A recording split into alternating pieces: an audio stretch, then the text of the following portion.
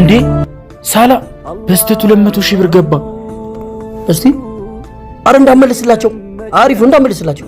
ሀቢብ የሰው ሀቅ ነው፣ ምንም አያረግልንም። መመለስ የለብህም እኮ ነው የምልህ። መመለስ የለብህም እኮ ነው የምልህ። ምንድነው የምትለው?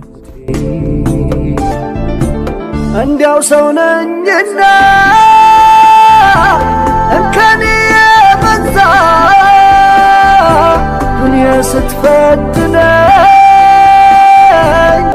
መቼም ወድቆ ወይዬ አይ ስልክህን ረስተሃል። ወይኔ አባ አመሰግናለሁ። ረስቼው ወጥቼ ነው። ያው ሀቢብ አብሽር ሀቢብ ካላህ አገኘዋለሁ። ምን አመጻደቀ? ከፈለክ ስልኩን አትወስዶ ለመመጻደቅ ከፈለክ የሰው እኮ ሀቅ ነው ያጠፋል እንጂ አለ።